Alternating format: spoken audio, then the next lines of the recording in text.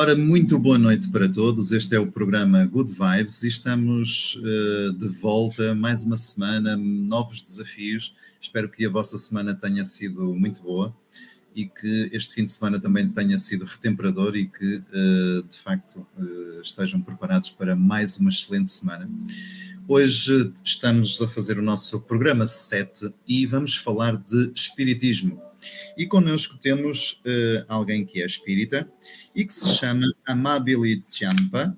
É uma italo-brasileira que está envolvida no estudo, na pesquisa e na vivência do espiritismo desde 1988.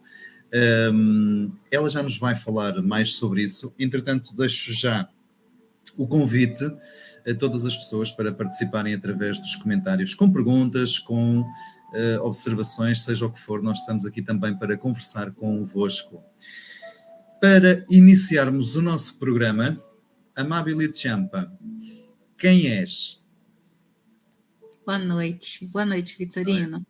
Obrigada pelo convite. Eu sou Amabile Ciampa, você já contou um pouquinho de mim, mas eu acho que o mais importante aqui é eu iniciar contando para você quem eu sou dentro da doutrina espírita. O que a doutrina espírita... Então deixa-me interromper. Espera aí, deixa-me interromper-te então. Já que vais falar do que é a doutrina espírita, antes de mais nada, o que é o espiritismo? Então, de uma forma muito simples. Então, vamos lá. O espiritismo, na verdade, é uma doutrina, né, de teor religioso, filosófico e científico. Então, a doutrina espírita abraça e é fundamentada nesses três pilares: na filosofia, na religião e na ciência. Então, a gente pode começar assim, e é um bom início para a gente falar. E aí, então depois... é uma espécie de, desculpa interromper mais uma vez, é uma espécie de compêndio, se pudermos dizer, de... conjunto de princípios. Ok, boa, ok. Tá? Um conjunto de princípios, e esses princípios estão contidos nas obras do Allan Kardec. Essas obras constituem aí o que a gente chama de codificação espírita, e essa codificação ela está baseada em 5 livros. E aqui nós falamos de Pentateuco, nós chamamos de Pentateuco kardeciano. Pentateuco porque são 5 livros, não é? Isto. E quais são esses 5 livros? O Livro dos Espíritos, o Livro dos Médiuns, o Evangelho segundo o Espiritismo, o Céu e o Inferno e a Gênese. Depois eu vou falar brevemente sobre eles, mas eu queria responder para você por que a doutrina espírita? O que a doutrina espírita fez comigo? Okay. Olha, eu sempre digo assim que de tudo que eu fiz de interessante na minha vida, tiveram 2 coisas que foram muito importantes na minha vida. E eu vou falar na sequência temporal. A primeira foi quando eu tive contato com o espiritismo. Eu tive contato ainda na infância, mas quando eu fui realmente para a casa espírita, eu estava com 17, 18 anos. E depois o segundo foi quando eu fui mãe.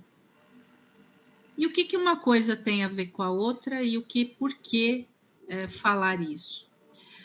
Porque o espiritismo, ele realmente me transformou ao longo desses anos, tem me transformado num ser humano melhor.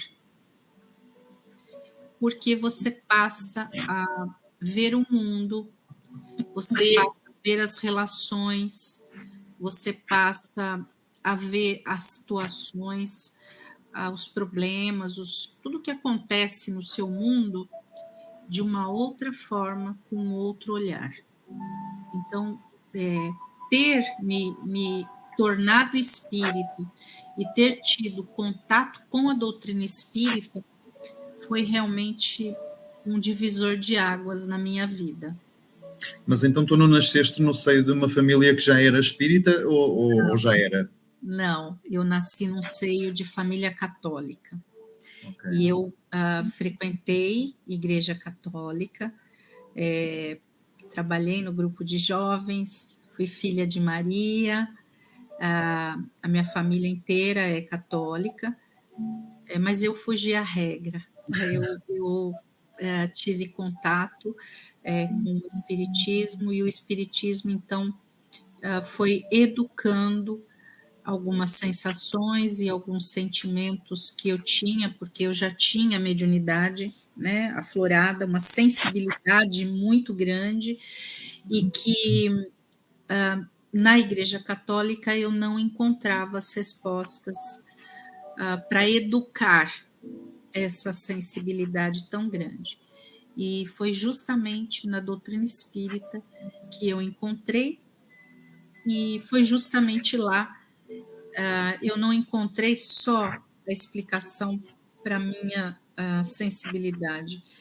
Eu encontrei muitas outras explicações de maneira tão profunda que isso verdadeiramente começou a transformar o meu eu e a minha alma para muito melhor.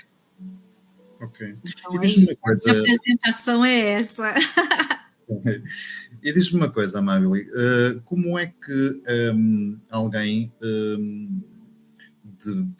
de berço católico depois faz essa transição para o espiritismo? Porque são duas correntes religiosas, para além de que já explicaste que o espiritismo não é apenas uma religião, bem diferentes, porque, se não estou em erro, a Igreja Católica não suporta muito bem o espiritismo, certo?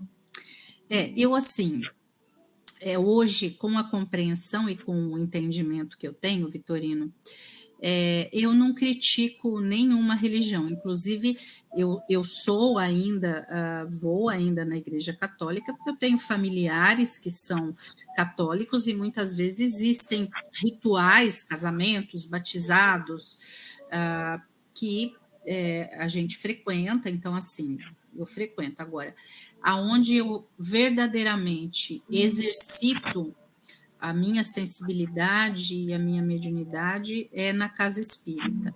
Olha, essas transições, Vitorino, elas nunca são bem aceitas 100% por todos.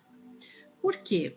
Porque cada ser humano, Vitorino, está num estágio de evolução, de compreensão de mundo, de sentimentos, de emoções, e inclusive espiritual.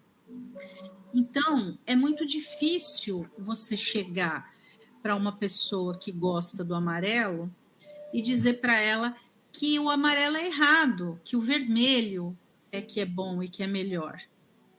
Entendeu? Então, ao invés de nós tentarmos convencer o outro, a gente tem que aprender a ouvir aquilo que nos toca, aquilo que faz sentido para a gente, aquilo que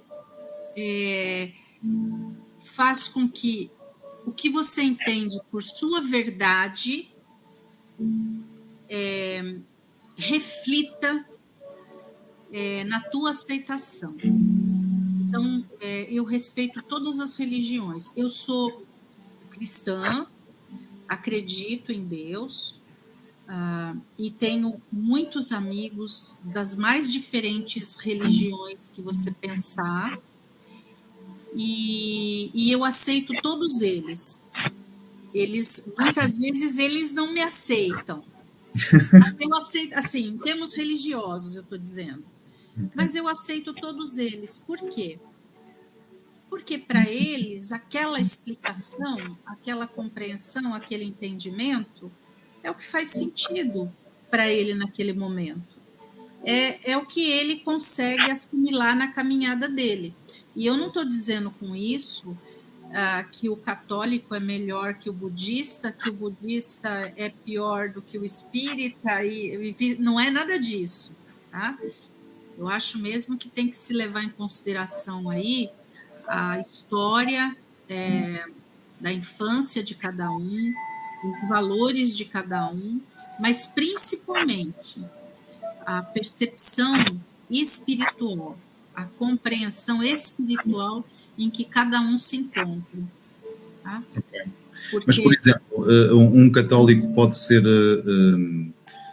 um católico não, um espírita pode ser católico e espírita, já um católico terá alguma dificuldade em ser católico e espírita. olha, cada ser humano pode ser o que quiser. Okay. Por quê? Porque eu conheço pessoas dentro do centro espírita que vão buscar um tratamento físico, espiritual, e são evangélicos. Eles vão lá, recebem esse tratamento, eles não precisam mudar de religião ou de doutrina, a não ser que os toque espiritualmente na alma, no coração, e fala, olha, aqui eu senti afinidade, aqui faz sentido o que eu estou ouvindo. Né? Então, assim, a casa espírita, ela não escolhe quem vai lá buscar uma palavra de consolo, um auxílio através de um passe espiritual, uma cura para um tratamento físico, para auxiliar num tratamento físico, alguém que está doente e precisa, né, receber esse auxílio do plano espiritual.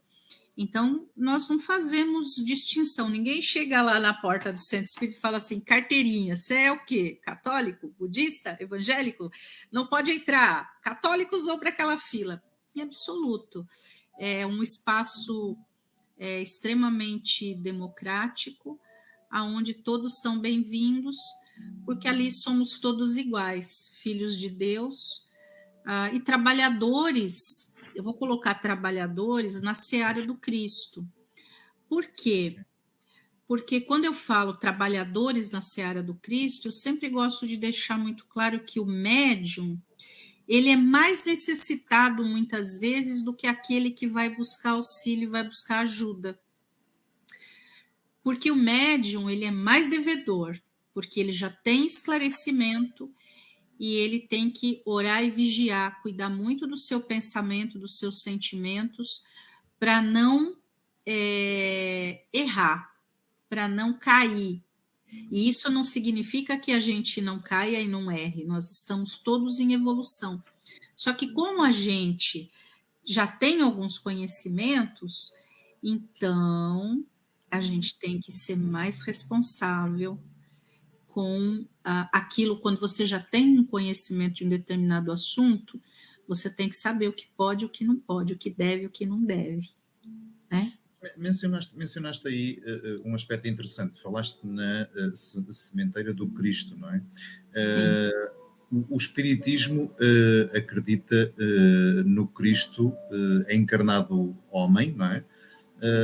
No entanto, o que é que vos difere da crença católica? Porque os cristãos são cristãos católicos porque também acreditam em Cristo. O que é que difere, para fugirmos desta questão religiosa, o que é que difere do catolicismo para o espiritismo? Eu vou falar um ponto. A vossa crença em Cristo é diferente, é isso? Não, eu vou falar um ponto que eu acho que é essencial. A doutrina espírita, ela acredita que o espírito, ele é infinito. O que morre é a matéria, é o corpo físico. Então, esse fica. Agora, a vida espiritual, o seu espírito, ele é imortal. Ele continua depois da morte física. E essa imortalidade faz com que a gente acredite, e isso, como o espiritismo é uma filosofia, ciência, religião, Allan Kardec, então, para escrever a codificação, ele fez pesquisas, né? Ele conversou com médiuns e com centros espíritas, ou naquela época eram mais médiuns que se reuniam, né? Não havia centro espírita, aonde eles trocavam impressões, trocavam cartas, falando, né, das comunicações que eles tinham. Então, nós acreditamos na imortalidade da alma, do espírito, e nós acreditamos na reencarnação. Nós acreditamos que aqui no planeta, como espíritos imortais que somos, a cada reencarnação que nós chegamos aqui, nós temos uma missão, um propósito de melhoria moral. Né? O que seria essa melhoria moral? Seria a gente lapidando os nossos defeitos. Então, quando a gente nasce, o que a gente traz na nossa bagagem espiritual? Nós trazemos as nossas qualidades, as nossas virtudes e trazemos os nossos defeitos. Então, desculpa interromper mais uma vez. Então, estás a dizer, também estás a introduzir um dado novo. Estás a dizer também que o Espiritismo acredita em vidas sucessivas? Sim. Ok. Exatamente. Então, quando você olha, por exemplo, para um bebezinho, ele é lindo, ele é fofinho e os bebês são apaixonantes. Só que ali, naquele corpo lindinho, fofinho, de bebezinho, reside e dá vida àquele corpo um espírito muito velho, que já tem na sua bagagem, né, no seu arquivo espiritual, sucessivas reencarnações. Então, nós não nascemos num lar desconhecido no meio de pessoas ou espíritos desconhecidos. Tudo é planeado, né, lá no plano espiritual, junto a Deus, e é permitido que em cada lar, por exemplo, se reúnam espíritos afins, espíritos que já conviveram em outras vidas, que se amaram e se odiaram, que foram amigos e inimigos, e aí vem nesse lar para que sejam ligados através dos laços de amor e que cada um auxilie no desenvolvimento do outro. Ok, muito bom. Então, sim, desculpa. Não, é isso, pode falar. Pronto, vamos voltar só um bocadinho aqui atrás e pronto, o Espiritismo já ficou um bocadinho, acho que mais claro. No entanto, vocês trabalham também aqui a questão da mediunidade. Mas antes de irmos lá e falar um bocadinho mais sobre isso, tu falaste no grande fundador, se é que podemos usar esse termo, do Espiritismo, que foi Allan Kardec. Queres falar sobre quem foi este senhor, como é que ele chega à doutrina espírita, o que é que está por detrás da história deste senhor? Ele era um francês, tinha outro nome, não era? Isso, na verdade, assim, o Allan Kardec é o pseudônimo dele, tá? O nome verdadeiro dele era Hippolyte Léon Denisard Rivaillot. Eu não sei se em francês está correto a minha pronúncia, mas é Hippolyte Léon Denisard Rivaillot, deve ser mais ou menos isso. Okay. Ele era um educador, ele era autor, era tradutor francês. Basicamente, ele era um cientista, né? Ele fazia muita pesquisa. Então, ele criou esse pseudônimo, porque você imagina, ele nasceu em 1804 em Lyon, na França. Só um minutinho, desculpe. Ele nasceu em 1804 em Lyon, na França, e faleceu em 31 de março de 1869 em Paris, na França. Você imagina que o Livro dos Espíritos foi publicado em 1857. Então, naquela época, era impossível, né, ele lançar um estudo tão profundo e uma ideia tão transformadora para uma sociedade, né, ainda em desenvolvimento. Então, ele criou esse pseudônimo para poder assinar esses livros, ao invés de utilizar o nome dele, tá? E só para falar um pouquinho desses 5 livros, então, a codificação, né, da doutrina espírita, ela começa com o Livro dos Espíritos, que foi publicado em 18 de abril de 1857. O segundo livro que foi publicado foi o Livro dos Médiuns, em janeiro de 1861. O terceiro livro, o Evangelho segundo o Espiritismo, em abril de 1864. O Céu e o Inferno foi publicado em agosto de 1865. E a Gênese foi publicada em janeiro de 1868, ou seja, um ano antes do Allan Kardec vir a desencarnar. Aí, só para a gente falar um pouquinho, Vitorino, se você me permite, o que é o Livro dos Espíritos? Essa obra contém o quê? Os princípios da doutrina espírita e aborda, Vitorino, sobre a imortalidade da alma, a natureza dos espíritos e as suas relações com os homens, as leis morais. Então, nesse livro aqui, que é o primeiro que foi publicado, que é por onde nós começamos, né, a estudar e a compreender a doutrina espírita, é muito interessante porque ele é um livro de perguntas e respostas, Vitorino, aonde ele foi recebendo, ele foi fazendo os questionamentos e foi tendo as respostas dos espíritos, e aonde ele foi fazendo a pesquisa dele com outras pessoas que eram médiuns e que estudavam na época e que faziam comunicações, né, com o plano espiritual. O segundo livro, Vitorino, foi o Livro dos Médiuns. E esse livro, ele é um roteiro, né, para que os médiuns se preparem, entendam, né, o quanto a gente tem que ser investigativo diante de tudo aquilo que se apresenta para a gente. É onde você tem uma ferramenta, o Livro dos Médiuns é uma ferramenta teórica e metodológica para a gente, para a época, né, se compreender, se entender a ordem dos fenômenos que aconteciam.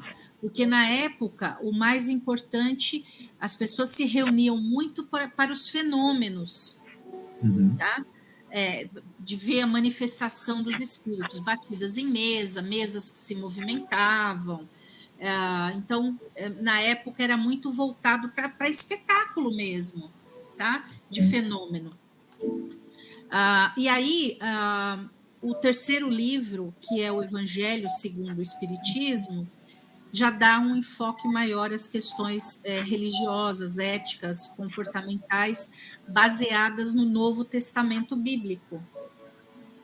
Então, o Evangelho segundo o Espiritismo, ele é o roteiro, né, da nossa vida.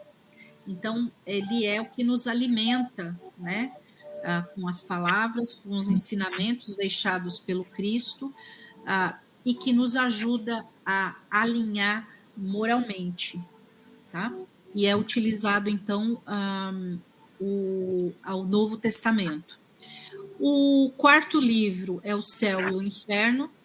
Então, é um livro bastante interessante, ele é exposto em duas partes, e ele o que ele aponta? Né? Ele aponta as contradições filosóficas, as incoerências com o conhecimento científico,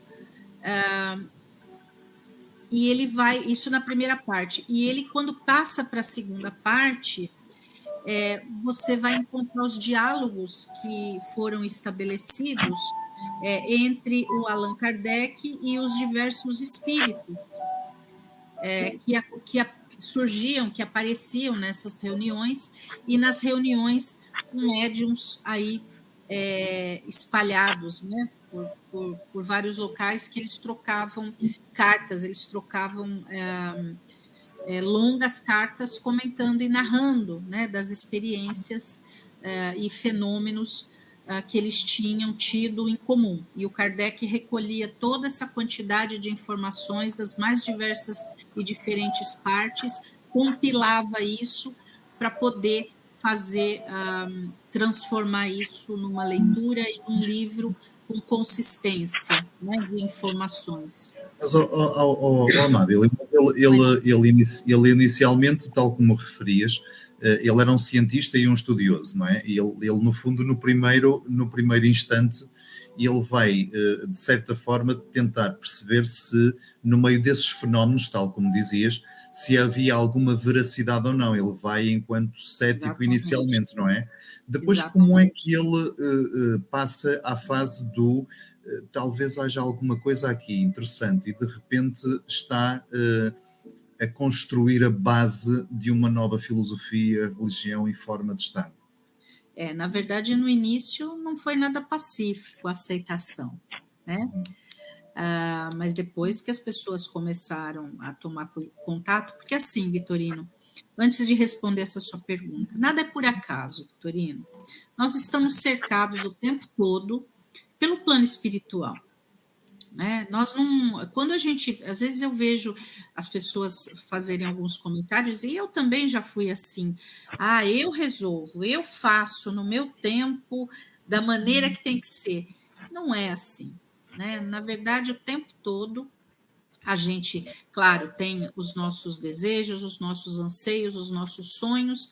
A gente sonha, Vitorino, mas a gente sonha, planeja, mas quem realiza é Deus, né? E quem está aqui o tempo todo nos amparando são os espíritos, o plano espiritual. E o plano espiritual, ele se liga às pessoas pelo pensamento e o sentimento. Por isso essa frase, orai e vigiai. Orai o quê? Vigiai o quê? Os teus pensamentos e os teus sentimentos, porque é a partir disso que você se liga ao plano espiritual. E esse plano espiritual, ele pode ser o plano espiritual bondoso, evoluído, ou ele pode ser o plano espiritual que ainda está em busca de evolução. Por isso que a gente tem que orar e vigiar, tomar cuidado com os nossos pensamentos ou os nossos sentimentos. Porque se a gente quer andar em boa companhia, a gente tem que vibrar o sentimento e o pensamento no bem, na luz e para as coisas boas. Tá? Okay. Então, Vitorino, toda vez que você lança uma nova ideia, e isso está dentro da história da humanidade, nada é pacífico. Né? Só que, naquele momento, ele foi o ser humano, o espírito preparado por Deus para documentar essas informações e esses ensinamentos, compilar isso e difundir, divulgar isso. E o que é mais interessante é que na França, praticamente a doutrina não vingou. Ela foi vingar em outros países. Né? Eu acho isso muito interessante. Então, não há pacificidade, Vitorino, em nada de novo que a gente propõe. Okay. Né? Agora, tem que haver consistência. No caso, a obra dele, quem já teve oportunidade de estudar, tem oportunidade de estudar, de ler, de estar dentro, realmente é uma obra, Vitorino, inquestionável. E ele mesmo já coloca, num dos prefácios dele, ele diz o seguinte: olha, se vocês lerem alguma coisa aqui que estiver escrito, que você não concordar, que você achar que está equivocado, não tenha dúvidas, não siga. Siga Jesus, porque ele é o modelo perfeito, que nos deixou os ensinamentos mais puros. Então, ele mesmo questiona isso. Ele sempre, nas obras dele, ele fala, olha, questione. Não é para você aceitar cegamente o que lhe é dito, o que lhe é proposto.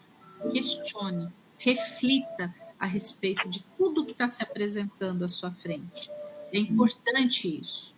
Não fique apenas, única e exclusivamente no fenômeno. Né? Mas é engraçado, já que beliscas esse aspecto de liberdade de crença, por assim dizer, se me permites usar a expressão. Depois, vocês atribuem ao espiritismo a designação doutrina espírita. Isto não é um bocadinho um contrassenso? Ou seja, tu podes acreditar, mas questiona, sente por ti, pensa por ti, e depois doutrina, porque doutrina é uma coisa que é um bocadinho aprendida, mas tem de corresponder a umas determinadas regras, ou estarei aqui a fazer alguma confusão? Não, eu entendi o que você está falando, eu vou tentar responder, atender aí a tua pergunta. Olha, na verdade, todas as religiões são uma doutrina. Você concorda? Sim. Uma doutrina. Não, eu não vou entrar muito no aspecto religião para respeitar todas as pessoas que de repente estão a nos assistir, que de repente abracem e se entendam em religiões e doutrinas diferentes. Agora, nem toda religião tem uma doutrina embasada em filosofia, ciência e religião. Por quê? Para que serve a filosofia? Para você questionar. Sim. Quem foi Sócrates? Um filósofo que andava pelas ruas de Atenas, e ele vivia questionando, mas por quê? Por quê? As pessoas iam levar questões para ele e ele ia, através dos porquês, levando a reflexão a respeito daquilo que estava se apresentando. Não estou nem diminuindo Sócrates, pelo amor de Deus, porque eu sou muito fã do Sócrates.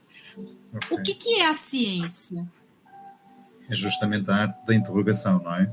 Então, a ciência, ela é a prova. E como é que se prova alguma coisa? Você tem que reunir elementos, e desses elementos você vai testar e errar, até que uma hora você encontra o caminho e acerta. E o que é a religião? É o religare com Deus, com o divino. Okay. Então, quando você diz para mim que você tem uma doutrina, e eu estou te falando isso porque eu fui visitar várias religiões, tá? Eu já fui em vários templos, eu já fui em várias religiões, porque eu queria conhecer, eu queria saber. Eu nasci no catolicismo e eu lá fui doutrinada de uma forma. E foi tão profundo e foi tão forte, porque é enraizado, é uma questão familiar. Como que eu vou fazer uma transição para uma outra doutrina se não for muito bem fundamentada? Se verdadeiramente não me trouxer conhecimentos concretos que expliquem todas as minhas dúvidas, porque eu sou questionadora, Vitorino, né? O meu eu... Então deixa-me... Sim, desculpa. O meu eu pessoal é questionador, Vitorino. Ok, então deixa-me complicar só mais um bocadinho. Tá. Imagina que eu não tenho religião nenhuma e quero permanecer, permite-me a brincadeira, quero continuar a ser selvagem ao ponto de poder beber ensinamentos de todas, mas não pertencer a nenhuma. Sou bem acolhido na mesma no espiritismo? É bem acolhido porque para frequentar uma casa espírita, para você tomar um passe, receber um acolhimento, receber um tratamento, seja espiritual, seja físico, você não precisa ter religião nenhuma. E outra coisa que é muito importante você falar, você está falando especificamente das pessoas que são ateias e das pessoas que são agnósticas. Vitorino, uma coisa eu já aprendi na minha vida. Não é a religião que eleva o homem, é o que ele traz de virtudes, de valores e moral na alma dele. Eu conheço muitas pessoas que são ateus, ateias, agnósticos, que são pessoas, espíritos, almas iluminados, abençoados, que ajudam, que impulsionam as outras pessoas, que praticam o bem sem necessariamente ter que ir X vezes por semana num determinado espaço e lá realizar um ritual. Outra Ok. coisa, a doutrina espírita não tem ritual. Nós não temos, nós não cultuamos imagem, nada disso. Lá, a nossa base é o Evangelho, o nosso modelo é Jesus, e Ok. os nossos mandamentos são os 10 mandamentos, que são as leis universais de Deus. Porque se você lê os 10 mandamentos, você vai ver que são perfeitos. Qualquer país, qualquer nacionalidade que você estiver, você praticando aqueles 10 mandamentos, você vai estar de acordo com a lei de qualquer país, porque é uma lei universal, são leis universais que Deus colocou. São perfeitas, inquestionáveis. Né? Ninguém chega e questiona, fala, não roubarás. Ué, mas não roubarás funciona em Portugal, funciona na Itália, funciona no Brasil, funciona nos Estados Unidos, funciona em qualquer lugar. Ok. Respondi? Sim, eu acredito que sim.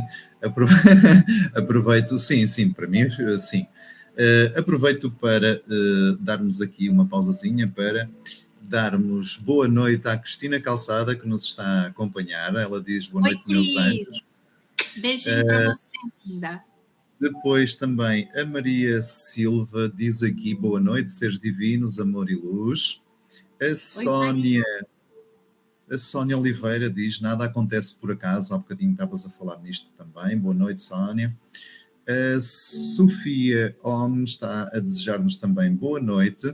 E depois aqui a Tribuna de Arte é Matos. Boa noite. Boa noite para todos os que nos estão a acompanhar. Eu aproveito para... a Cris vem aqui renovar. Olá, meus anjos. Olá, Cris. Você que é um anjo. Eu aproveito aqui para dar uma novidade. Vou apanhar também a nossa convidada desprevenida. Fiz aqui uma pesquisazinha rápida e tenho aqui as obras de que a Amável há pouco falava em formato PDF. Quem desejar depois é só deixar nos comentários e eu farei chegar para quem tiver essa curiosidade e estiver disposto a ler e a adentrar um bocadinho na filosofia, religião e ciência espírita. Disse certo, Amável? Isso. Okay. Pode falar doutrina espírita. Ok. Vou deixar depois, é só peçam-me, por favor, e eu faço-vos chegar estas obras, para além de um livro que marcou também alguma pesquisa da minha parte acerca da doutrina espírita, que foi o livro de Vera Lúcia Marinzec de Carvalho, que é Violetas na Janela, uma história muito bonita de uma menina que vale a pena a leitura, segundo eu, claro. Vale. Entretanto, é um romance muito, muito, muito legal para quem está querendo iniciar e conhecer um pouco mais do espiritismo, Vitorino. É uma graça esse livro. E é uma história muito emocionante. É sim, senhor. Não sei se é de mim, mas eu cheguei a chorar e não é fácil com um livro a chorar. Aproveito para desejar à Susana Oliveira também boa noite, gratidão por a vossa companhia. Querem fazer perguntas sobre o espiritismo, o que é preciso, onde encontrar respostas, orientação, seja o que for, façam favor, nós estamos aqui para esclarecer através da nossa convidada especial, Amabile Champa. Eu gosto de dizer assim com esta tonalidade, não sei se estou a dizer bem ou não. Sono una donna italiana, Vitorino. Bom, então estou certo. Olha, há bocadinho falavas no Pentateuco, que são os tais 5 livros que dão um embasamento filosófico, mas também científico e religioso ao espiritismo, não é? Queres-me recordar novamente quais são os 5 títulos? Estamos a falar do livro dos espíritos, do livro dos médiuns, Céu e Inferno, a Gênese. Não, a gente começa pelo livro dos espíritos, depois a gente vai para o livro dos médiuns, depois nós vamos para o Evangelho segundo o Espiritismo, o Céu e o Inferno e a Gênese. Na Gênese a gente nem chegou a falar, mas se você me permitir, Vitorino, sim. Eu queria falar para vocês sobre 3 funções básicas da literatura espírita. Ok. E essas 3 funções básicas, Vitorino, foram ditas por uma médium que é também escritora, já falecida. Ela se chamava Ivone do Amaral Pereira. E ela tinha um tipo de mediunidade, Vitorino, maravilhoso, que era a mediunidade de desdobramento. Então, uma das obras-primas que ela escreveu perdi o nome do livro agora, mas tem a ver com os suicidas. Então, para ela escrever esse livro, Vitorino, ela tinha uma mediunidade tão especial que eles levavam, o plano espiritual levava ela até as regiões umbralinas para ela ter contato com a energia, a vibração dessas regiões, para ela poder narrar e psicografar os livros. E a Ivone Pereira, ela, num dos comentários que ela deixou, ela definiu 3 funções básicas da literatura espírita. A primeira é que as obras espíritas, elas servem de consolo, como se fosse uma mensagem consoladora para os corações de todos nós, das pessoas que estão buscando reconforto. Okay. Dentro da doutrina espírita, a gente entende que isso é como se fosse o consolador prometido por Jesus, né? O consolador aí, no caso, seria a doutrina. A segunda função do livro espírita é o esclarecimento, porque através da literatura espírita, você tem o quê? O toque na tua mente, na tua razão, você começa a ter entendimento, compreensão, porque não é uma mera informação. Não é uma coisa que você busca lá no Google e ele traz para você e aí todo mundo passa a ser entendedor de um determinado assunto profundamente. Não, não é isso, tá? É um ensinamento moral, porque a doutrina espírita te ensina o que é o sentimento e o que é a razão. Então, não é aceitar por aceitar. E a terceira função é nos edificar. Porque a partir do momento que você começa a se reconfortar dentro das suas dores, a você trabalhar os teus sentimentos, a tua mente, o teu emocional, a tua razão, você começa a se transformar internamente, interiormente, como pessoa, como indivíduo. Agora, você imagina nesse tempo que a gente está vivendo, de pandemia, tempos pandêmicos, que virou o planeta e a psique e as emoções das pessoas de cabeça para baixo. E aí, o que aconteceu? O que já era a doença do século, que era a depressão, acentuou-se mais ainda. Então, como curar isso? Como é que eu vou ressignificar isso dentro de mim? Então, eu preciso ter uma leitura,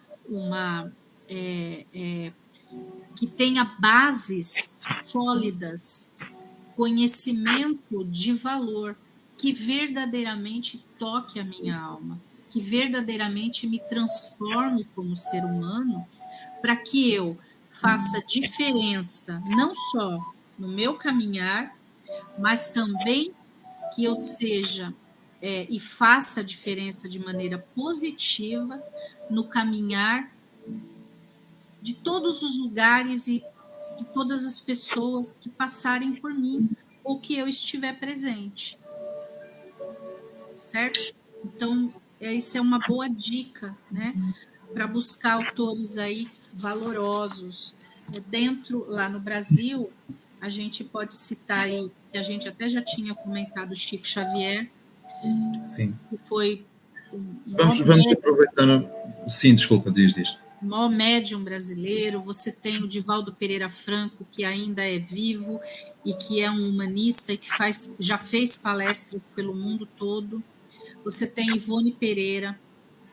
Nas obras de Chico Xavier, o mentor dele, que era Emmanuel, é um espírito evoluidíssimo, que faz inúmeros trabalhos no plano espiritual, é um estudioso, é um pesquisador.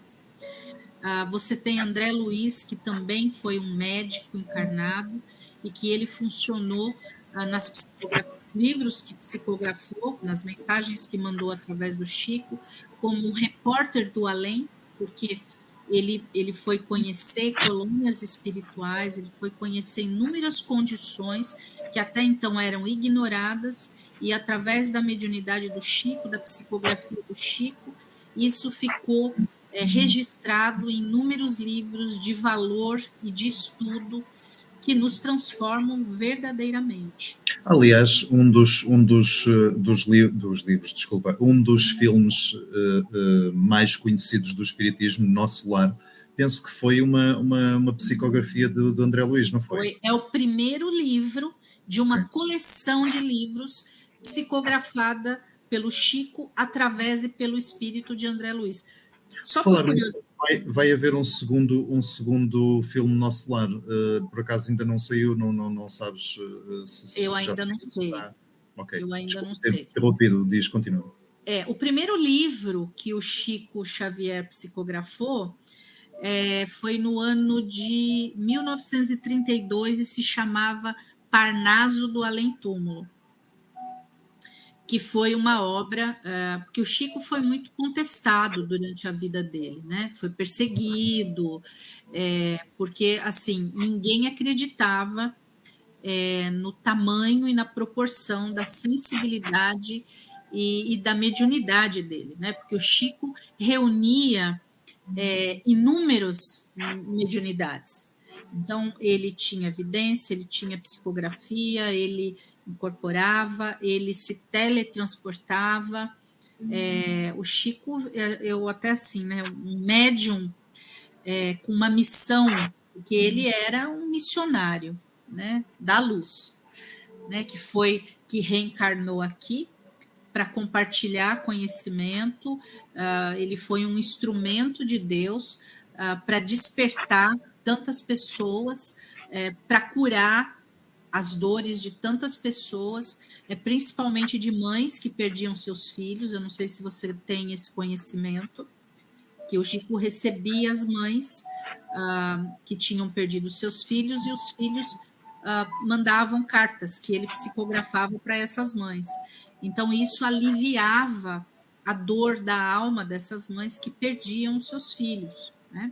Que isso na altura também foi, segundo o que conheço, também foi um dos aspectos que tornou o Chico Xavier um bocadinho contestado, sobretudo pelas regiões vigentes, religiões em vigência na altura, porque alguém receber mensagens do além para confortar as pessoas, sobretudo na sociedade em que Chico começa a ter essa popularidade, entre aspas, era um bocadinho problemático, não é? E essa contestação de que falas teve um bocadinho a ver com isso, não é?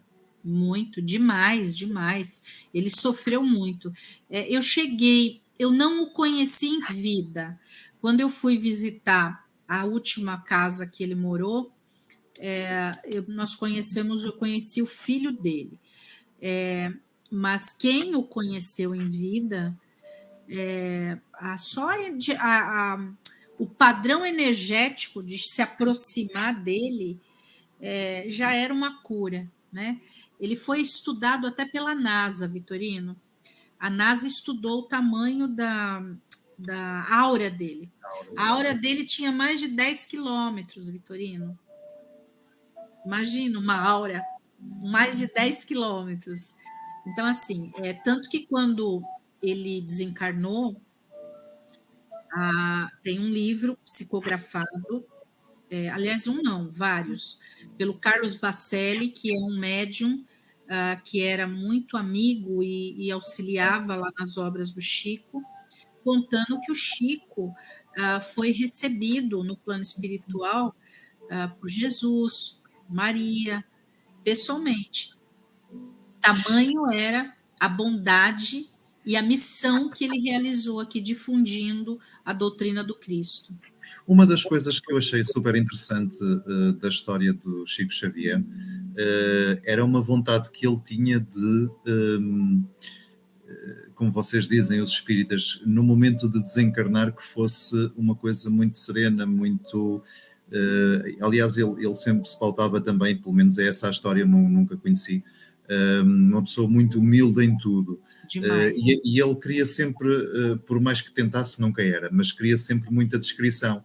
E uma das coisas que supostamente ele terá desejado era que o desencarne dele fosse muito tranquilo, muito sem ser notado. O que acabou depois por acontecer, porque no dia em que ele morre, ou desencarna, o Brasil é pentacampeão, salvo erro, de futebol. Exatamente. E a morte dele passou como uma coisa de segundo plano, ou seja, uma notícia apenas de rodapé. Até que ponto é que isto não é apenas um acaso ou é de facto... se calhar não escolhi a melhor forma de o dizer, mas não importa. Foi uma premiação do divino pela vida de Chico Xavier? Como ele era considerado um homem santo mesmo, né? Lá no Brasil ele ganhou inúmeras comendas, inúmeros prêmios, e fora do Brasil também ele era muito conhecido. É tanto que aqui, quando eu cheguei e fui para a casa espírita aqui, o que eu me deparei lá, que eu fiquei encantada, né?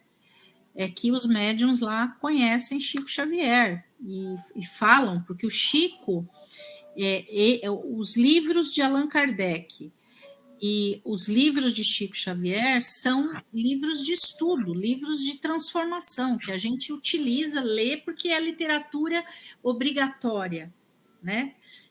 Eu até costumo dizer assim, que eu tenho uma biblioteca do Chico Xavier em casa, né? Por quê?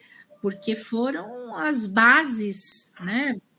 Além o Allan Kardec em primeiro lugar e o Chico em segundo lugar, né? Onde eu tirei todo o aprendizado. O Chico era modelo para a gente seguir. Quem sou eu, né? Para ser um Chico Xavier? Nossa, gente, não tem condições.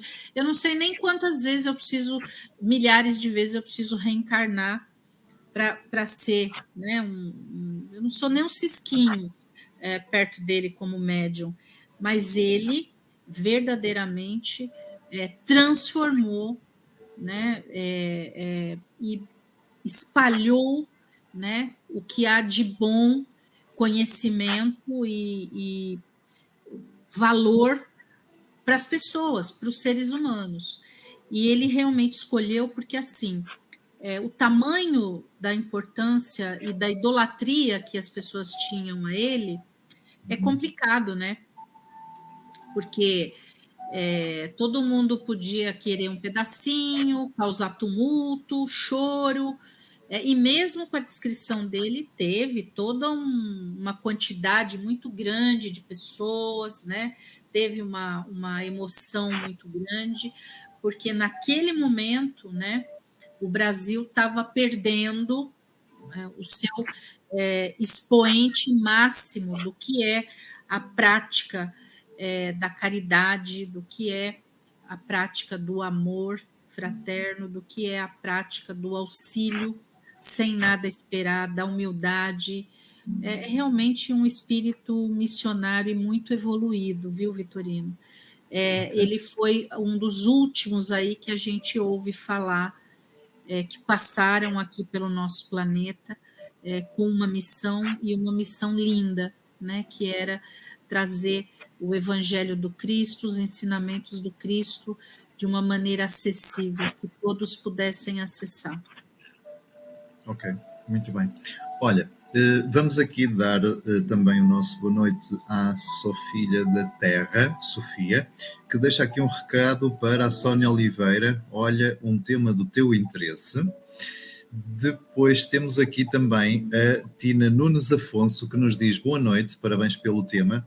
Gostava de saber se há algum centro espírita perto de Lisboa. Obrigado. Não sei se queres responder já. Olha, eu não conheço, mas você pode, Sofia, acessar a Federação Espírita Portuguesa. Lá dentro do site, você vai encontrar sítios e centros espíritas espalhados pelo país, tá? Federação Espírita Portuguesa. Portuguesa, ok, muito bem. Depois temos aqui também a Sónia Oliveira. a dizer o livro Nosso Lar é um retrato do mundo espiritual, tal como há pouco estávamos a falar. É um retrato de uma das colônias que existem espirituais no plano espiritual. E já agora eu vou aproveitar então aqui o comentário da Sónia Oliveira para colocar aqui. Não vou nada, eu entretanto já cá volto. Porque há bocadinho falavas no umbralino e acho que era importante tocarmos esse aspecto. O que é exatamente o umbral? Mas já voltamos aí. Ou queres despachar já essa questão? Não, vamos despachar já. Okay. O umbral é uma região aonde... Os católicos chamam de inferno, não é? Pá, desculpa, não resisto. Okay. O umbral seria, vamos colocar entre aspas, né? O que dentro do catolicismo é chamado de inferno, e é para onde os espíritos errantes ou que estão vibrando no ódio, na maldade, no crime, vão após o desencarne. Né? Porque quando a gente desencarna, o nosso espírito é separado do nosso corpo quando o caixão baixa a sepultura. Ali é cortado o fio de prata, que é o que nos liga ao corpo físico, ao corpo material, e o espírito dali é retirado. Todo mundo vai para o nosso lar? Não, não é todo mundo que vai para o nosso lar. Depende muito da nossa condição e elevação moral. Por isso que é importante a gente entender que nós não estamos aqui a passeio, a gente está aqui a trabalho. E que tipo de trabalho a gente vem fazer aqui no planeta? Nos reformar intimamente e moralmente. Até outro dia tinha um post no Instagram que eu dei muita risada, que estava escrito assim, o rapaz segurando uma placa e estava escrito assim: não adianta ficar postando versículos bíblicos e fazer da vida do outro um inferno. E eu fiquei muito tentada a postar isso no Instagram, porque eu falei, olha, isso é uma verdade incontestável, né? Então, quando a gente toma consciência que aqui a gente está para caminhar no sentido de trabalhar a nossa evolução, para o sentido e para o caminho da luz, a gente vai começar a entender que a gente não está aqui a passeio, que a vida não é uma curtição e que a gente, todo o tempo, ele é precioso, ele não volta mais, você não consegue reaver o tempo perdido. Então, o Chico tinha uma frase perfeita, ele falava assim, olha, a gente não pode voltar e fazer um novo fim, mas a gente pode dar início a um novo começo. Então, a gente tem que pensar nisso. Ninguém é perfeito, todos nós estamos num padrão espiritual, moral, iguais, podemos até diferir em alguns ensinamentos, em algumas virtudes, o outro tem, eu tenho alguma que o outro não tem, mas está todo mundo na mesma condição espiritual, porque se assim não fosse, nós já estaríamos em outros planos, em outros planetas, inclusive. Né? Então, todo mundo que está aqui é igual. Mas o umbral, então, é uma espécie de... Eu, por acaso, disse inferno, mas não é, Amável, desculpa. No cristianismo, o mais semelhante ao umbral é o purgatório. Desculpa, é uma coisa um bocadinho diferente. Ali você fica... Diz. Pode falar, desculpe. Não, a questão que te ia colocar é a seguinte, mas o umbral para os espíritas é uma zona de castigo ou uma zona de regeneração? Por exemplo. É uma zona de oportunidade para você ir para uma zona de regeneração. Dentro do espiritismo não tem castigo. Dentro do espiritismo tem a lei da ação e da reação. O que você faz de errado, você não vai receber punição de Deus. Você vai receber uma oportunidade de se transformar e de mudar, seja através da reencarnação, seja através da tua postura, o teu comportamento no dia a dia. Então, Deus não castiga ninguém, ele é bom, ele é um pai amoroso que nos dá a chance e a oportunidade de sermos o que quisermos dentro do nosso tempo. Então, a gente cai, ele levanta e vai nos dando chances e chances e chances. É isso. Muito bem. A Sónia Oliveira diz maravilhoso. E depois temos aqui um comentário grande que diz o seguinte: sou doutrinadora num templo centro espírita. De repente o meu emocional ficou mal e deixei de ir. Doenças no corpo apareceram. Voltei há pouco tempo lá e me foi dito que tinha de trabalhar, manipular as energias, pois tinha muita. Se não iria ter mais doenças e que estavam à minha espera. Tentei voltar, mas como estou em baixo, quando venho embora trago tudo comigo e depois ando um caos. E agora sinto receio em voltar. O que fazer nestas situações? Gratidão. Olha, mediunidade nada mais é do que energia, enquanto a gente não canaliza isso para o trabalho fraterno, solidário, isso começa realmente a se transformar em doença física no nosso corpo. Eu não me lembro o nome da pessoa. Olha, eu não sei se você... Eu não sei se você faz Evangelho no Lar. Faça semanalmente, todos os dias. Treine os seus olhos, a sua mente, o seu olhar, as suas palavras, com visão, leitura, audiência elevada, né, de palavras, livros, principalmente o Evangelho. E se você não se sente bem nessa casa espírita, procure outra. Tá? Às vezes a gente pode não se sentir bem, é que nem alguns profissionais que a gente vai. Sei lá, você vai num determinado profissional. Vamos colocar, vou falar psicólogo, mas sem ofender a categoria. Às vezes você vai num psicólogo e você não se sente bem. Então, você vai deixar de ir, de fazer tua terapia? Não, você vai buscar um outro profissional. A casa espírita é a mesma coisa. A gente tem que estar dentro do local onde a gente se afina espiritualmente. Se você não se afina e não se sente bem nesse lugar, vá buscar uma outra. Agora, o que acontece muito é que o plano espiritual menos esclarecido, ele tenta o tempo todo nos dissuadir a desistir de nós buscarmos a nossa cura interior, o nosso direcionamento das nossas energias dentro de um ambiente saudável. Tá? E muitas vezes o médium primeiro precisa ser cuidado. Por mais que a gente receba cuidados do plano espiritual, muitas vezes o médium precisa ser um frequentador da casa espírita, mas na condição de necessitado. O médium é muito mais necessitado do que muitas pessoas que lá vão buscar auxílio e consolo. Porque a gente precisa doar esse excesso de energia, essa mediunidade que em alguns até ela é exacerbada, e a pessoa precisa exercitar, né? Porque, como eu falei no início da nossa live, nós vivemos rodeados por espíritos. Então, de acordo com o que eu penso e sinto, eu vou atrair uma multidão.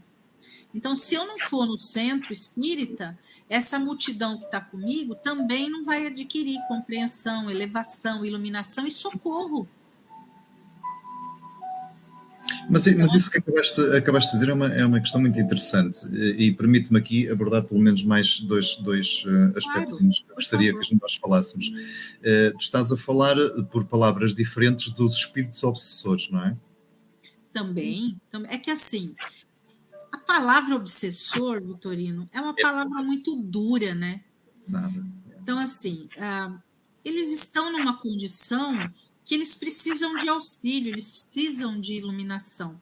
E quem é que faz essa ponte de intercâmbio, né? Entre eles, que aqui passaram, e muitos se encontram aqui, porque ainda não conseguiram, né? Compreensão, entendimento de estar na pátria espiritual, ter sido chamado a regressar à pátria espiritual. Quem é que pode ajudar e fazer esse intercâmbio, né, com o plano espiritual bondoso? Os médiuns.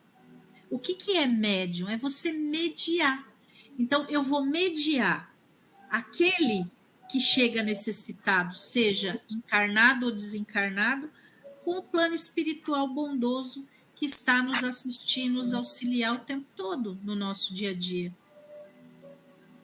Então, é isso. Mas uma das formas, por exemplo, de alguém se proteger, não sei se será bem o termo, mas evitar ter esses espíritos desencaminhados, se é que se pode dizer assim, à sua volta. Poderá ser, por exemplo, isso que acabaste de dizer há um bocadinho ali à Susana Oliveira, de edificar um bocadinho ali, ler o Evangelho, tentar trazer aqui Sim, alguns sempre. pensamentos edificantes, construtivos e positivos. Essa poderá ser uma das formas, por exemplo? Essa poderá, não, essa é uma das formas. Eu leio o Evangelho todos os dias. Eu leio o Evangelho de manhã, ao iniciar o meu dia, faço as minhas preces, as minhas orações, e à noite, obrigatoriamente. E durante o dia, quando eu percebo, né, que o meu sentimento, a minha vibração, o meu pensamento, ele está ladeira abaixo, né? Naquele momento, eu já converso com o meu anjo da guarda, ou mentor espiritual, o mesmo nome, a mesma coisa, nomes diferentes para a mesma coisa, elevo o meu pensamento a Jesus, a Deus, né? E já peço, falo, olha, por favor, me dá sustentação, equilíbrio, sabedoria, discernimento, para eu me posicionar de uma maneira que seja correta, que seja justa, que seja ética, né? Um posicionamento que eu consiga sair desse conflito ou resolver esse problema, né? Mas de uma maneira efetiva e positiva, assertiva, tá? Ok. Principalmente as questões de ansiedade. A Susana Oliveira diz ainda que eu sinto-me bem lá, ganhei depressão e agora não consigo controlar as energias, estando em baixo. Sim, e sempre que tento ir, algo acontece. Exato, eu apanho muitas energias de espíritos obsessores no dia a dia. Olha, Susana, se você me permite, é orar, vigiar e insistir. Né? O Divaldo Pereira Franco, que é um médium brasileiro também, ele tem várias histórias e vários vídeos dele no YouTube, e um dos vídeos dele ele conta de um espírito obsessor que o obsediou durante 30 anos, até que eles se tornaram amigos e o Divaldo conseguiu auxiliá-lo e entregá-lo, né, aos irmãos, aos espíritos bondosos na pátria espiritual, para que ele fosse auxiliado, e depois tornaram-se amigos, né? Esse mesmo espírito que um dia o desarmonizou, o desequilibrou, tornou-se amigo dele depois de um período, e hoje é um amigo e o auxilia, né, da pátria espiritual, o auxilia aqui. Então, a gente que é médium, a gente é muito atacado, a gente fica ali, né? A gente é que nem o goleiro na partida de futebol. A gente toma chute e bolada que vem de tudo quanto é lado, a gente não sabe nem de onde está vindo. E como é que a gente faz para manter o equilíbrio? Tem dias que você vai conseguir mais, tem outros que você vai estar mais desavisado, né? Você vai estar mais enfraquecido, às vezes, dentro de você, e aí você tem que lembrar de recorrer à sua farmácia espiritual e divina, né? Que é leitura do Evangelho, prece, orar, vigiar o pensamento, né? Entender, porque o médium sabe quando a informação está chegando do lado de fora e quando está dentro dele, quando é dele e quando é de fora, né? Então, você identifica que é de fora, então comece na oração, comece na vibração, acesse o seu mentor espiritual, o seu anjo da guarda, peça sustentação, porque a intuição boa vai vir, e o auxílio do plano maior também vai vir em auxílio daqueles irmãos que porventura estejam te incomodando, te perturbando, porque precisam de socorro, precisam de auxílio, precisam fazer essa transição. Desculpe. Tranquilo. E pronto, já passamos a nossa horinha de conversa, já vamos em 1h10. No entanto, eu ainda quero tocar aqui em dois aspectos, e um deles é, por exemplo, mediunidade. É uma palavra muito usada no espiritismo. Como é que nós podemos perceber que somos médiuns e o que fazer para desenvolver essa mediunidade de uma forma que seja correta, que seja ética e que seja edificante e não uma coisa desviante? Todos nós somos médiums. Ponto. Todos. Isso é uma condição que nós já nascemos, todos. Alguns têm uma mediunidade que eu chamo de exacerbada, uma sensibilidade maior. E aí, por exemplo, algumas pessoas têm vidência, algumas pessoas veem situações que vão acontecer lá no futuro, coisas que vão acontecer daqui a pouco com o outro. E aí, o que fazer com isso? Eu posso sair falando, olha, você, fulano, você vai morrer daqui uma semana, eu estou vendo aqui. É correto agir dessa forma? É ético agir dessa forma? Ou eu por exemplo, monetizar o meu dom. O que é monetizar o meu dom? Tirar partido. Fazer adivinhações e cobrar por isso. Isso se tornar uma profissão. E aí você vai dizer assim, ué, mas ele não é médium? É, mas dai de graça o que de graça recebeste. Então, se você nasce, todos nós nascemos médiums, e você vier a desenvolver a tua mediunidade, você vai utilizar ela dentro de uma casa espírita, ou até você pode até fundar uma casa espírita, e você vai direcionar e canalizar essa energia para os trabalhos fraternos, e ali você vai criar conexões com as equipes espirituais de luz, bondosas, elevadas, que vão te assessorar, vão direcionar pessoas ali, para que essas pessoas já sejam curadas e tocadas emocionalmente, psicologicamente e espiritualmente. Porque dentro de uma casa espírita, Vitorino, você recebe pessoas que estão com problemas de relacionamento afetivo, gente que está com doenças físicas gravíssimas, pessoas que estão com depressão, pessoas que querem se suicidar. Ali é uma gama, é um consultório, uma casa espírita é como se fosse um hospital, né? Funciona, aquele hospital funciona para os médiuns que lá vão doar o seu excesso de energia, né, na mão do plano espiritual bondoso, e eles vão manipular esses fluidos que nós, né, humanos, fornecemos, vão manipular com energias trazidas do plano astral e vão transformar isso em medicamentos com a base de energia fluídica para as pessoas que lá passam. Então, quando eu digo que eu vou trabalhar, na verdade eu estou indo receber. Né? Na verdade, o plano espiritual me dá a oportunidade e fala assim, bem, né, eu acho que eu estou indo trabalhar, mas na verdade eu estou indo receber, né, para me dar a sustentação, o equilíbrio, a harmonia interior que eu preciso para depois caminhar por uma semana dentro de um estágio mais de sabedoria, na tomada de decisão, nos posicionamentos, e para eu ir burilando aquelas minhas deficiências, né, aqueles meus defeitos humanos, para eu ir exercitando.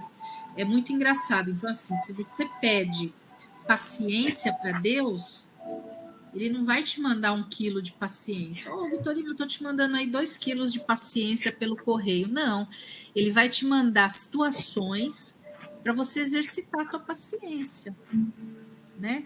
Ah, eu quero um marido, eu quero um amor. O que você acha que Deus vai mandar para você? Vai mandar um marido pelo correio, pela caixa de e-mail, pelo WhatsApp? Não, ele vai te mandar a solidão.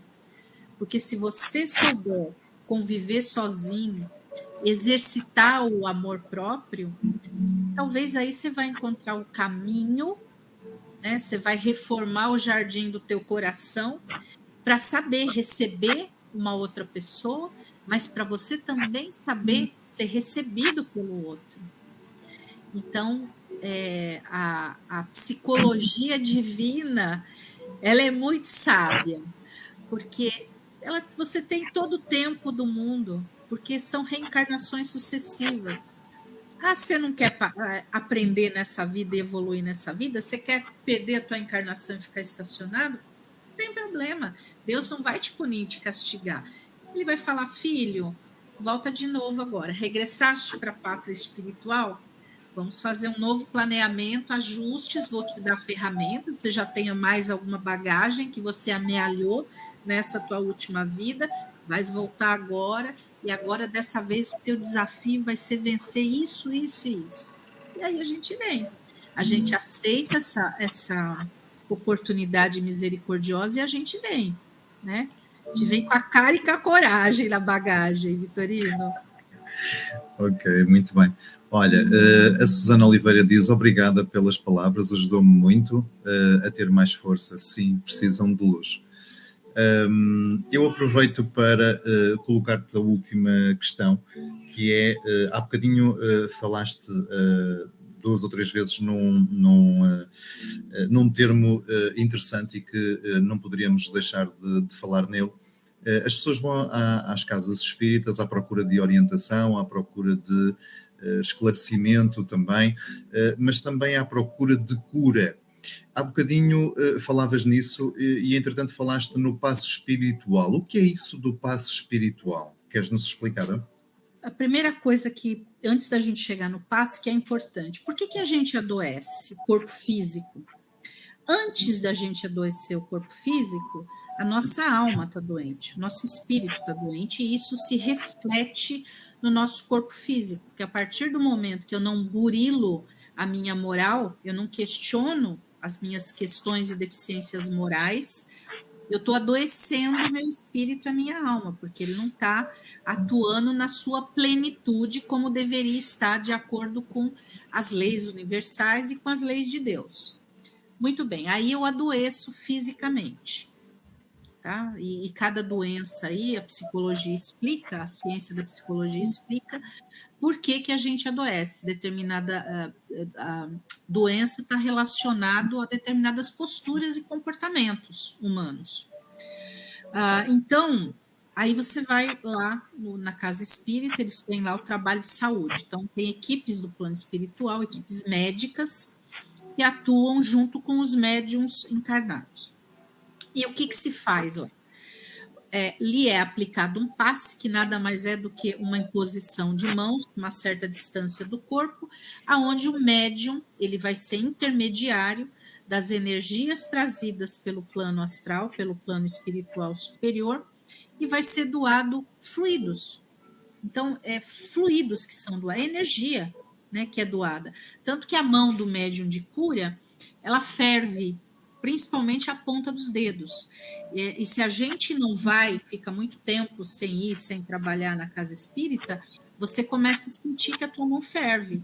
Até para gente que é mulher, por exemplo, você vai fazer as unhas, o esmalte faz um monte de bolinha, de tanto que ferve, da temperatura da ponta dos dedos. Por quê? Porque não está doando. Então, aquilo começa a acumular. Então, o passe espírita nada mais é do que isso, né? A gente chama de fluidoterapia, que é a doação energética, né? Que o médium faz através da imposição de mãos, com o auxílio e sendo intermediário com das equipes médicas do plano espiritual. É isso que acontece quando a gente senta lá e fala: olha, eu vim aqui porque eu estou com um X problema de saúde e eu preciso desse passe. Agora, uma coisa muito importante, Vitorino, o passe espírita, essa doação de fluidos, ela não significa que a pessoa deve interromper o tratamento médico que está fazendo com um médico encarnado lá no hospital. Por quê? Porque essa doação ajuda a alinhar, balancear os chakras, o emocional, o psíquico da pessoa. Porque o corpo físico já está doente. Se a matéria está doente, ela precisa ser tratada pelo plano material. Então, nunca abandonar o tratamento físico, médico, só pelo tratamento espiritual. Então, você tem que fazer as duas coisas. O tratamento espiritual prepara o teu corpo, o teu psicológico, o teu emocional, o teu espiritual, para que aquela medicação, aquele tratamento que você está fazendo, faça um melhor efeito e te leve, se você tiver mérito, para a tua cura. Ou para a estagnação da tua doença e que você consiga controlar isso. Tá? Ok, muito bem. E pronto, tivemos aqui, então, acho que abordámos os temas fundamentais do Espiritismo, se calhar muito mais haveria ainda por falar. No entanto, depois quem pretender também algum esclarecimento adicional, porque este programa fica na minha página de Facebook sempre disponível, e portanto com certeza ainda vai haver pessoas que vão ter alguma curiosidade de ver este programa e ouvir os esclarecimentos da menina amável sobre esta amável, desculpa, sobre estas questões que estivemos a falar. Vou apenas e só mostrar aqui este último comentário da Cristina Calçada. Lindos, meus queridos, beijinhos. Ela é uma maravilhosa. Ela é uma maravilhosa. E vou recordar que, tal como foi indicado pela nossa convidada especial, a Amabile Champa, o Espiritismo tem o seu fundamento no Pentateuco de Allan Kardec, que são 5 livros, e esses 5 livros eu tenho-os em formato PDF e posso facultar a quem estiver interessado, bem como também um livro que eu gosto muito, espírita, que se chama Violetas na Janela. Há pouco alguém me questionava sobre uma casa espírita na zona de Lisboa e tu falaste no site da Federação Portuguesa, desculpa, Federação Espírita Portuguesa, correto? Isso. Pronto. Eu vou também pesquisar e deixar essa informação aqui depois nos comentários para quem quiser depois, portanto, procurar a casa espírita mais próxima. Mas antes de nos irmos embora, quero de facto agradecer-te muito pela amabilidade e pela amável amabilidade, gostei agora da brincadeira, e pela disponibilidade de teres estado aqui a falar connosco. Queria-te pedir, por fim, a Susana Oliveira disse, adorei conhecê-la. Queria-te pedir, por fim, uma mensagem final que pode ser aquilo que bem entenderes. Vou deixar. Aliás, essa mensagem é uma frase que eu trago escrita na primeira página do Evangelho. Não importa que a ventania da discórdia esteja rugindo em torno de nós.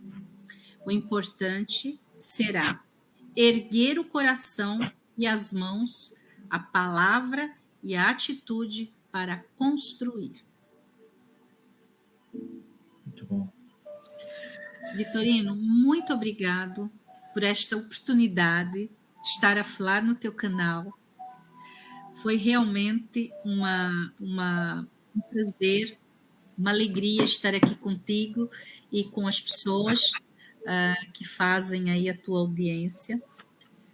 Eu espero que, se houver oportunidade, a gente possa nos encontrar para falar mais sobre este assunto, que é de muito meu agrado e minha alegria, que foi realmente me tornar espírita e transformar, ver a minha vida se transformar ao longo desses anos para muito melhor. Um beijo. Ok, gratidão. Com certeza teremos novas oportunidades para estarmos à conversa.